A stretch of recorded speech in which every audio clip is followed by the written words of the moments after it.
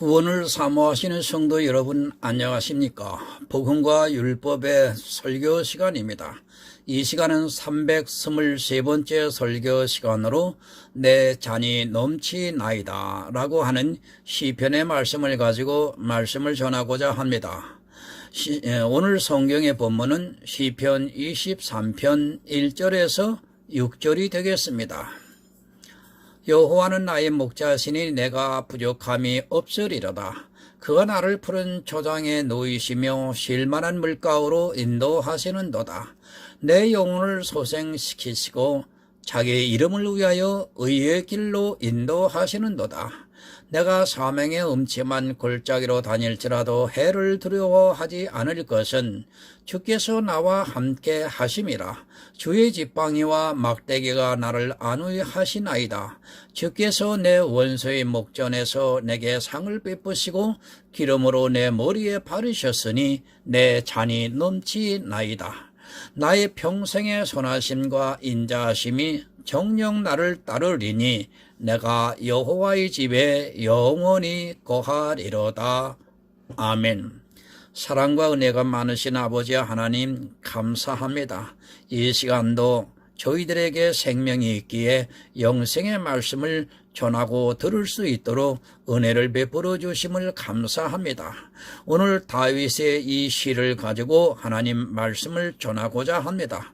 비록 성경에서는 다윗이 하나님 앞에 기도하는 내용이지만 사실은 하나님 이것은 그림자로서 실제로는 예수님께서 하나님께 간구하는 이 기도임을 하나님 오늘 정확하게 설명을 하고자 합니다.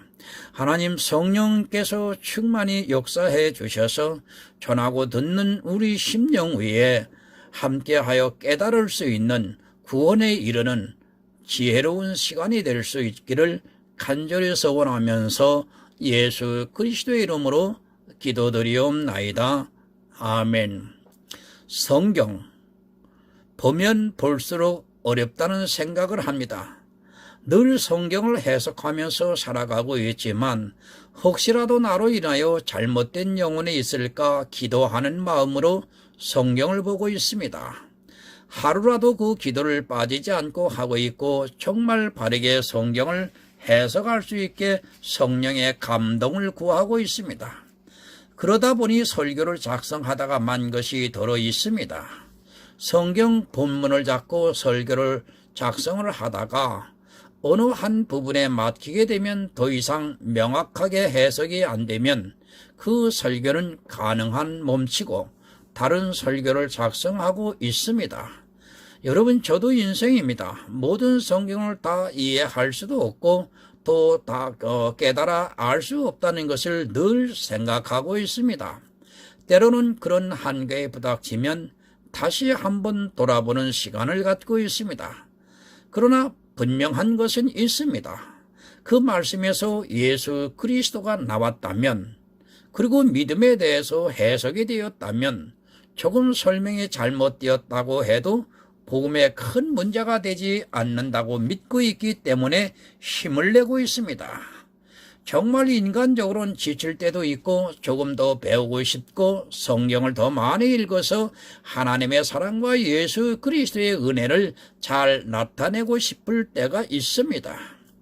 인터넷을 봅니다. 물론 요즘은 거의 설교는 보고 있지 않습니다. 솔직히 몇 자만 보아도 그 설교에 대해서 뻔히 보이기 때문에 더 이상 읽을 가치가 없다는 것을 느끼게 됩니다. 참으로 안타까운 현실은 그런 설교들이 주를 이루고 있고 그런 비복음적인 설교를 보면서 지금 교회 안에 있는 사람들이 은혜를 받고 있다고 고백을 하고 있다는 사실입니다. 여러분 성경을 바로 보시기 바랍니다. 정말 성경에서 하나님의 사랑을 깨닫지 못하고 그것이 감동으로 내 영혼에 전해지지 않고 있다면 그는 분명히 문제가 있는 사람입니다.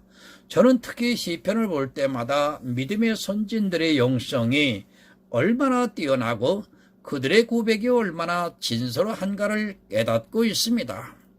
너무 감성에 빠져 있습니다. 이 시대 기독교인들이 지독한 감성주의에 빠져 있다고 해도 과언이 아닙니다. 그러나 정작 본인들은 그것을 전혀 깨닫지를 못하고 있습니다.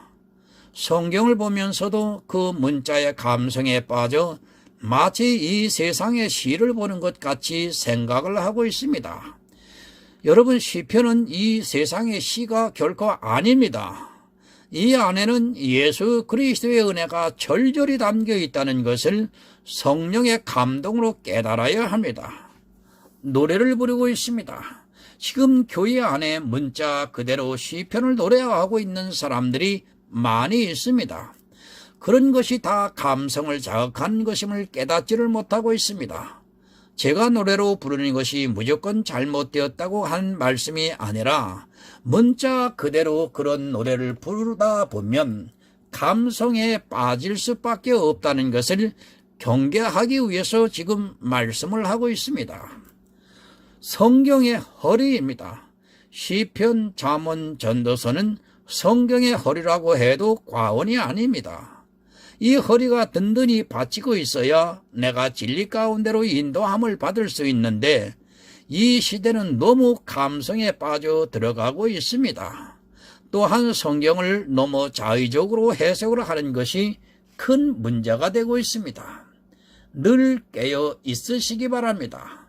눈을 뜨고 있으라는 말이 아닙니다. 또 교회에 나가라는 말씀도 아닙니다. 또한 성경을 보라고 드리는 말씀이 아닙니다. 이 모든 것을 한다 해도 그가 성령의 감동을 받지 못하고 있다면 그것은 이 세상 종교적인 행위에 지나지 않는다는 것을 알아야 합니다. 깨어있는 사람은 빛을 보고 있다는 것을 알아야 합니다. 요한복음 1장 9절입니다. 참빛 곧 세상에 와서 각 사람에게 비추는 빛이 있었나니. 빛입니다. 이 빛은 깨어있는 성도만 볼 수 있습니다. 교회에 나와 있지만 또 성경을 보고 있지만 실제 소경이 너무 많다는 것을 알아야 합니다. 이스라엘은 어려서부터 성경을 보았고 그들은 조상 대대로 하나님을 믿어왔다고 스스로 아브라함의 자손이라고 자부를 했지만 참 빛이 왔지만 보지를 못했습니다. 왜 못 봤습니까? 그들은 모두가 소경이었기 때문에 아무리 빛이 비추어도 그것을 볼 수 없었습니다. 소경은 빛이 비추어도 낮인지 밤인지 분별이 안 됩니다.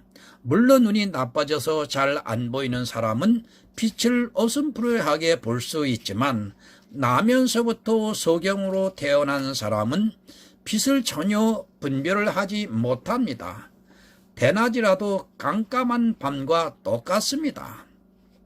성경도 마찬가지입니다. 물론 글자는 볼 수 있습니다. 그리고 문자적으로 단어의 뜻을 이해할 수 있습니다. 그러나 성경은 인생의 지혜로는 소경과 같다는 것을 분명히 알아야 합니다. 아무리 지혜와 지식이 뛰어난 석학이라 해도 그가 성경을 본다고 해서 하나님의 뜻을 알 수 있는 것은 절대 아닙니다. 물론 그들이 공부를 많이 했기 때문에 성경을 남들보다 더 빠르게 사람의 이성으로 해석할 수 있는 것은 분명합니다. 그러나 소경입니다. 가끔 가다가 보면 공부를 많이 한 사람이 교회에 나이가 들어서 오는 것을 볼 수 있습니다. 그런데 그들이 얼마 되지도 않아 성경을 가르치고 간증을 하러 집회를 다니는 것을 보면서 정말 안타까운 마음을 금할 수 없습니다. 그 사람들은 이미 이 세상의 이성적 지식으로 단단한 껍질로 쌓여있는 사람들입니다. 성경을 그렇게 봅니다. 자기 이성의 지식으로 성경을 보다 보니까 문제가 심각해지고 보통의 사람들은 그 사람의 인지도만을 생각하면서 마치 그가 모든 것을 다 아는 것 같이 받아들이고 있습니다. 예수를 믿는다고 해서 참 빛을 보았다고 하지 마시기 바랍니다. 참 빛을 보아야 합니다. 그러려면 이 세상의 이성적 지식의 두꺼운 껍질을 벗어내는 것 같은 패러다임이 있어야 한다는 것을 알아야 합니다. 그러나 예수 그리스도를 믿는다고 하면서도 이 세상에 그 두꺼운 껍질을 깨지 않고 있고 그것을 그대로 이용을 하고 있다는 것을 볼 수 있습니다. 그것은 이 세상의 초등학문이라는 것을 여러분 분명히 기억하고 있어야 합니다. 어두움입니다. 참빛은 오직 예수 그리스도만 참빛입니다. 그리고 나머지 모든 것은 어두움인 것입니다. 내 눈으로 보고 내 감성으로 느끼고 사람의 이성적인 지식으로 알고 하는 이 모든 것은 참빛과는 아무런 상관이 없는 어두움에 속한 것임을 바로 알아야 합니다. 이 세상의 모든 지식은 그렇게 어두움입니다. 성경 말씀에 있다고 해서 그것이 다 빛이라고 생각을 해서는 안 됩니다. 이스라엘은 성경을 보고 그대로 행하면서 살았지만 소경이 되어서 참빛이 왔지만 영접하지 않았습니다.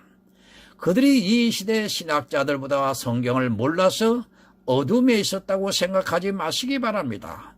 이 시대 신학자들보다 그들은 성경에 대해서 더 많은 것을 알고 있었다는 것을 알아야 합니다. 예수 그리스도를 믿고 있습니까? 그래서 교회에 나와서 신앙생활을 하고 있고 주의 이름을 부르고 있습니까? 그것으로 내가 참 빛을 보고 있다고 생각을 해서는 안 됩니다. 실제 교회 안에 있는 다수는 이스라엘과 같이 역시 어두움에 거하고 있으면서도 전혀 깨닫지를 못하고 있습니다. 깨닫지 못하고 있는 이유가 바로 성령의 감동을 받고 있지 않고 사람의 이성으로 성경을 보고 있기 때문입니다. 참 빛을 보아야 합니다. 성경을 통해서 예수 그리스도를 알아야 한다는 말씀입니다. 내 눈으로 보는 것이 아니라 또 내 이성으로 보는 것이 아니라 오직 성령의 감동으로 성경 안에서 참 빛을 보아야 합니다. 그것은 내가 볼 수 있는 것이 아니라 하나님께 은혜를 구해야 성령을 선물로 주셔서 성경을 볼 때 참 빛이 보이게 된다는 말씀입니다. 문제는 자기들이 예수를 보고 있다고 생각하는 것입니다. 전혀 예수에 대해서 무지에 가까워 깜깜하게 지내고 있으면서도 그것을 깨닫지를 못하고 있습니다. 예수를 못 보고 있으면서도 예수를 보고 있다고 착각에 빠져 있는 것이 큰 문제입니다. 마치 신기루를 보고 있으면서도 자기들이 보고 있는 것이 진짜 예수라고 생각을 하는 것이 문제고 그것을 따라가다가 결국에는 어떻게 된다는 것을 모르고 있습니다. 오직 예수입니다. 그 외에 다른 것을 보고 있다면 그런 미련한 자입니다. 다른 것을 보고 있다고 하니까 불교나 천주교나 이 세상의 다른 종교를 본다는 것이 아니라 교회에 나와 있지만 그들이 참빛을 안 보고 다른 것을 보고 있다는 말씀입니다. 성경을 보고는 있지만 그 안에 참빛을 보기보다는 율법과 은사에 빠져 무엇을 보고 있는지 전혀 분별이 안 되고 있습니다. 다 죽습니다. 소경이 소경을 인도하면 반드시 다 죽게 되어 있습니다. 눈은 떠 있는 사람이 소경을 인도해도 혹시 그가 잘못 인도를 해서 불행한 일이 있을 수 있는데 소경이 소경을 인도를 한다면 그것은 너무도 뻔한 결과라는 것을 알아야 합니다. 그런데 교회 안에 있는 소경들이 자기들은 참 빛을 보고 있다고 오해를 하고 있다는데 큰 문제가 되고 있습니다. 이제 본문 1절을 보겠습니다. 여호와는 나의 목자이시니 내가 부족함이 없으리로다. 여러분, 다윗의 시입니다. 그러나 이 시는 또한 그리스도의 모형을 곳곳에서 나타내고 있다는 것을 알아야 합니다. 물론 다윗은 영성이 깊은 성도로서 이 시를 썼습니다. 하지만 이 시대 다윗 개인의 시로만 생각을 해서는 안 됩니다. 다윗의 시 곳곳을 보면 예수 그리스도를 나타내고 있다는 것을 우리가 바로 깨달아야 합니다. 여호와는 나의 목자시니 내가 부족함이 없으리로다 라고 말씀을 하고 있습니다. 부족함이 없습니다. 다윗은 왕입니다. 그가 이 세상을 통치하는 왕이라서 부족함이 없는 것이 절대로 아닙니다. 다윗이 그 당시 중동 지역에서 모든 전쟁에서 이겨서 모든 나라를 굴복시켜서 부족함이 없다는 것이 절대로 아닙니다. 영의 말씀입니다. 육의 생각으로 이해를 하지 마시기 바랍니다. 비록 다윗이 당시 중동에서 모든 나라를 이겼다고 하지만 절대로 그것으로 만족할 수는 없습니다. 인생은 어느 누구도 이 세상을 다 가진다 해도 부족함이 없다고 하지 않습니다. 유명한 그 알렉산더 대왕은 33세 이전에 이 세상을 모두 정복을 했습니다. 그가 정말 부족한 것이 없었을 정도로 원하는 것을 다 가졌는데 더 이상 정복한 나라를 찾지 못하니까 슬로 세월을 보내다가 일찍 절명을 하고 말았다는 것을 알아야 합니다. 인생은 늘 부족합니다. 의자왕이 3,000궁녀를 거느렸다 해도 그 역시 또 부족했다는 것을 알아야 합니다. 이 세상에 있는 그 어떤 것으로도 사람의 마음을 채울 수 없습니다. 하늘의 별을 따다 준다 해도 그것으로 또 채우지 못합니다. 사람의 마음이라는 것이 그렇다는 것을 알아야 합니다. 야고보서 1장 3, 4절을 좀 보겠습니다. 이는 너희 믿음의 시련이 인내를 만들어내는 줄 너희가 알미라. 인내를 온전히 이루라. 이는 너희로 온전하고 구비하여 조금도 부족함이 없게 하려 함이라. 오직 믿음입니다. 이 믿음이 있어야 생명을 얻을 수 있습니다. 다윗도 왕이었지만 역시 인생에 받는 시련과 인내가 있었다는 것을 알아야 합니다. 그러나 생명에 대해서 부족함이 없다고 시편에서 말씀을 하고 있습니다. 이 세상 것으로는 아무리 채워도 채울 수 없지만 그러나 영원한 생명에 대해서만은 나의 목자가 되시는 하나님의 계심으로 부족함이 없다는 말씀입니다. 또한 예수 그리스도입니다. 다윗은 예수 그리스도를 예표하는 왕이기도 합니다. 주님은 부족함이 없는 생명을 가지고 있었습니다. 또한 이 세상에 인생으로 오셔서 여러 가지 환난과 고난을 당하셨지만 예수님께서는 하나님의 능력으로 전혀 부족하지 않으셨다는 말씀이기도 합니다. 요한복음 5장 26절을 보겠습니다. 아버지께서 자기 속에 생명이 있음 같이 아들에게도 생명을 주어 그 속에 있게 하셨고, 여러분, 생명입니다. 예수 그리스도께서는 이 세상 모든 사람을 살릴 수 있는 부족하지 않은 생명이 있습니다. 예수 그리스도 자체가 생명이라고 말씀을 하고 있습니다. 우리는 예수 그리스도 안에서 부족하지 않은 이 생명을 이 세상 사는 동안에 반드시 얻어야 합니다. 주님이 아니고는 안 됩니다. 이 세상의 어떤 방법으로도 생명을 얻을 수 없습니다. 오직 영원한 생명은 예수 그리스도로부터 나온다는 것을 분명히 기억하고 있어야 합니다. 이것이 부족함이 없다고 말씀을 해주고 있지만 현대 교회 안에 있는 사람은 이 세상에 있는 것 다 변하고 없어지고 말 것을 가지고 부족하지 않게 해달라고 기도를 하고 있고 그것을 구하고 있습니다. 여러분, 주님도 인자로 오셨습니다. 그러나 그 주님 안에는 생명이 부족함이 없었습니다. 지금 이 시대 우리가 역시 예수 그리스도를 믿어 그 생명을 얻고 있습니다. 아니, 앞으로도 이 세상 모든 사람이 얻을 수 있는 생명이지만 사람들은 예수 그리스도를 믿지를 않고 있습니다. 더구나 교회에 나와서 예수 그리스도를 믿지 않고 있는 악한 사람들이 너무도 많이 있습니다. 여러분, 악한 자가 되지 마시기 바랍니다. 하나님 앞에 이 생명 말고 다른 것으로 부족하지 않기를 바라고 그것을 구하는 자는 악한 자입니다. 또한 그것을 얻은 것을 가지고 교회 안에서 자랑을 하고 있는 사람도 역시 악한 자입니다. 생명 이외의 것을 얻으려고 하는 모든 사람은 다 악한 자라는 것을 알아야 합니다. 예수 그리스도께서는 우리에게 생명을 주시기 위해서 이 세상에 오셨지 다른 어떤 것을 주기 위해서 오신 것이 아닙니다. 2절을 보겠습니다. 그가 나를 푸른 초장에 누이시며 쉴 만한 물가로 인도하시는도다. 어디입니까? 이 세상은 어느 곳도 우리가 쉴 수 있는 곳이 없습니다. 이 세상에 푸른 초장이 어디 있습니까? 쉴 만한 물가가 어디 있습니까? 물론 이 세상에서도 푸른 초장과 쉴 만한 물가가 있습니다. 그러나 이 세상에서는 쉴 수가 없다는 것을 알아야 합니다. 전도서 2장 22절과 23절을 보겠습니다. 사람이 해 아래서 수고하는 모든 수고와 마음에 애쓰는 것으로 소득이 무엇이랴? 일평생에 근심하며 수고한 것이 슬픔뿐이라.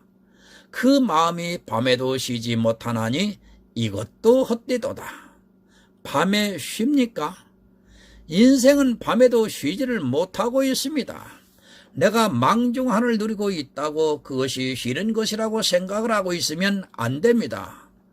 그 시간도 이 지구는 돌아가고 있고 나는 점점 후패해지고 있다는 것을 알아야 합니다. 인생이 쉬는 것 같지만 실제로는 그 시간에도 우리는 저 사망이라는 것으로 달려가고 있다는 것을 알아야 합니다. 인생은 수고와 근심입니다. 이 세상 어느 것도 푸른 초장이 되지 못하고 쉴 만한 물가가 되지 못한다는 것을 여러분 기억하고 있어야 합니다. 이 세상에서 쉬는 그것을 쉬는 것이라고 생각을 해서는 안 됩니다. 우리가 쉴 것은 오직 주님께서 다시 오셔서 우리를 영접해서 인도하셔서 천국 밖에는 없다는 것을 여러분 알아야 합니다. 천국입니다. 그곳에 가기까지는 인생은 너무도 힘에 겹고 또 계속해서 내가 원하든 원치 않든 사망이 있는 곳으로 달려가고 있다는 사실을 분명히 깨달아야 합니다. 이 세상에서 그런 푸른 초장과 쉴 만한 물가를 찾기를 원하는 사람은 모두가 진리를 모르는 어리석은 사람입니다. 누가 그렇게 하십니까? 하나님께서 주님을 천국으로 인도하셨습니다. 십자가에서 사망의 권세를 이기시고 하나님 보좌 우편에 앉아 쉴 만한 곳으로 가셨습니다. 시편은 물론 다윗의 고백이기도 하지만 이 안에 예수 그리스도의 구속사를 알아야 합니다. 하나님께서 그렇게 하셨습니다. 다윗은 예수 그리스도를 예표하는 왕으로서 하나님께서 목자가 되셔서 푸른 초장과 쉴 만한 물가로 인도를 하셨습니다. 3절을 봅니다. 내 영혼을 소생시키고 자기 이름을 위하여 의의 길로 인도하시는도다. 다윗은 예수 그리스도입니다. 또한 다윗의 고백은 지금 나의 고백이기도 합니다. 우리는 예수 안에서 모두가 하나이기 때문입니다.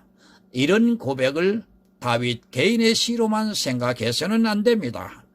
분명히 다윗은 주님의 입장에서 또 개인의 입장에서 감동을 받아 이 시를 썼다는 것을 우리는 알아야 합니다. 누가복음 23장 46절을 봅니다. 예수님께서 큰 소리로 불러 가라사대 아버지여 내 영혼을 아버지 손에 부탁하나이다 하고 이 말씀을 하신 후 운명하시다. 여러분, 십자가에서 죽으셨습니다. 또 우리 육체도 사망의 권세를 이기지 못하고 반드시 죽게 되어 있습니다. 그 영혼을 하나님께서 소생시켜 주셨습니다. 주님께서도 당신이 십자가에 달려 죽으시기 직전에 하나님께 자기 영혼에 대해서 부탁을 하고 운명을 하셨습니다. 영혼을 소생시켜 주셨습니다. 예수 그리스도의 영혼을 하나님께서 소생시켜 주셨습니다. 사망의 권세를 이기고 부활을 하게 해 주셨습니다. 다윗의 이 시는 하나님께서 예수 그리스도의 영혼을 소생시켜 주시는 것을 미리 예언적으로 쓴 시라는 것을 우리가 알아야 합니다. 또한 예수 그리스도의 영혼을 소생시킨 것이 다윗의 영혼을 소생시킨 것이고 또 이 시대 내 영혼을 소생시킨 것이 된다는 말씀입니다. 여러분, 얼마나 큰 은혜입니까? 예수 그리스도의 영혼을 소생시킴으로 해서 우리 영혼이 이제 또 소생이 되고 있습니다. 그것이 바로 하나님의 능력이고 이 능력을 주님께서는 의지를 하고 부탁을 하고 있습니다. 우리 또한 주님과 같이 하나님께 이 영혼의 소생을 위해서 부탁을 해야 합니다. 하나님께서는 모든 영혼이 구원받기를 원하시고 있습니다. 자기 이름을 위하여 의의 길로 인도하셨습니다. 이 의의 길을 인도하기 위해서 예수 그리스도를 이 세상에 보내주셨습니다. 이 세상 어느 누구도 의의 길로 갈 수 없었는데, 아니 가지를 못하고 있었는데 주님이 이 세상에 오심으로 해서 의의 길을 우리에게 보여주셨습니다. 바로 예수 그리스도의 십자가입니다. 주님께서는 죄가 없으신 분이시지만 우리 죄인을 위해서 대신 죽으셨습니다. 예수 그리스도는 구원할 이름입니다. 그 이름을 위해서 새로운 의의 길로 인도를 하셨습니다. 이제까지는 모든 인생들이 자기 의로 구원을 받으려고 했지만 그것이 안 되기 때문에 하나님께서 예수 그리스도를 이 세상에 보내주셔서 율법 외에 또 다른 의를 나타나게 하셨습니다. 그리고 우리로 하여금 이 의의 길을 믿음으로 가게 해 주시고 있습니다. 4절을 봅니다. 내가 사망의 음침한 골짜기로 다닐지라도 해를 두려워하지 않을 것은 주께서 나와 함께 하심이라. 주의 지팡이와 막대기가 나를 안위하시나이다. 다윗과 예수 그리스도입니다. 주님께서는 이스라엘이 십자가에 달려 죽이시려고 했지만 그 사망의 음침한 골짜기를 다닐지라도 해를 두려워하지 않았습니다. 주님께서는 반드시 하나님께서 영혼을 다시 살리실 것을 알았기에 두려워하지 않고 십자가에서 승리하실 수 있었습니다. 아무도 죽을 수 없습니다. 다시 살 수 있다는 확신이 없이는 죽을 수 없습니다. 더구나 고난을 당하는 그 죽음을 아무도 죽을 수 없습니다. 그러나 주님께서는 음부의 고통에 내려가셨지만 하나님께서 죽은 자 가운데서 다시 살리셔서 세상을 이길 수 있게 하셨습니다. 이 세상을 이기셨습니다. 주님은 어떤 해가 와도 두려워하지 않았습니다. 주님께서 그렇게 사망의 권세를 이기셨기 때문에 초대교회의 수많은 선교자들이 주님과 같이 선교를 할 수 있었습니다. 지금 이 시대도 역시 복음이 있는 성도는 하나님께 자기 영혼을 의지하고 있는 성도는 어떠한 상황이 오더라도 그것을 기꺼이 감당을 하고 있습니다. 요한복음 17장 21절입니다. 아버지께서 내 안에 내가 아버지 안에 있는 것 같이 저희도 다 하나가 되어 우리 안에 있게 하사 세상으로 아버지께서 나를 보내신 것을 믿게 하옵소서. 함께 있었습니다. 늘 주님은 아버지와 함께 있었습니다. 그래서 더욱 주님께서는 십자가의 고난을 당하시면서도 두려워하지 않을 수 있었습니다. 생명 그 자체입니다.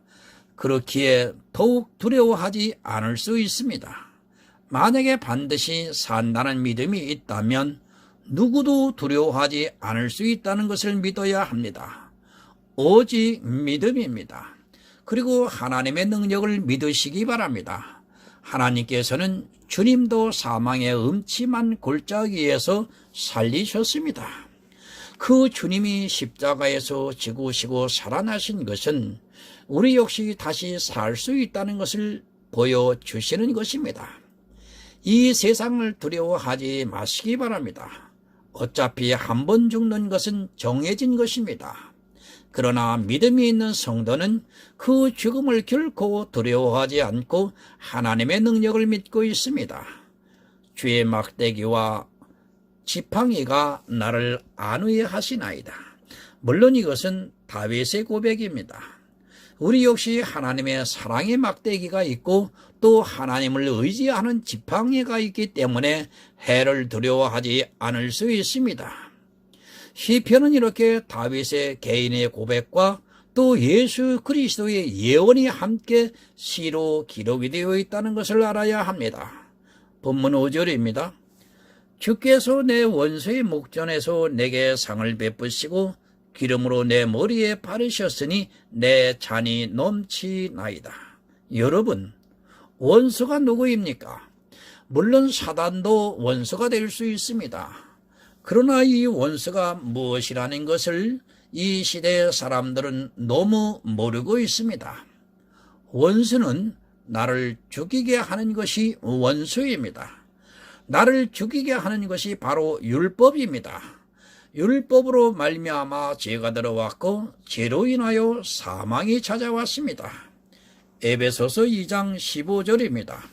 원수된 것, 곧 의문에 속한 계명의 율법을 자기 육체로 폐하셨으니 이는 이 둘로 자기의 안에서 한 세 사람을 지어 화평하게 하시고, 여러분, 이 법으로 예수 그리스도를 죽였습니다. 세상 법으로는 예수님은 죄가 없다고 했지만 이스라엘은 자기들의 율법으로 신성 모독의 죄를 씌워서 예수 그리스도를 십자가에 못 박아 죽였습니다. 이 원수로 결국 예수님께서는 십자가에서 죽으셨지만 그 원수의 죽음에서 벗어나 상을 받게 하셨습니다.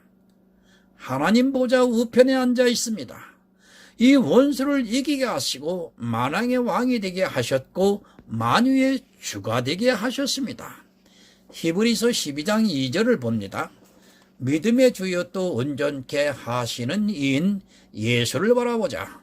저는 그 앞에 있는 즐거움을 위하여 십자가를 참으사 부끄러움을 개의치 아니하시더니 하나님 보좌 우편에 앉으셨느니라.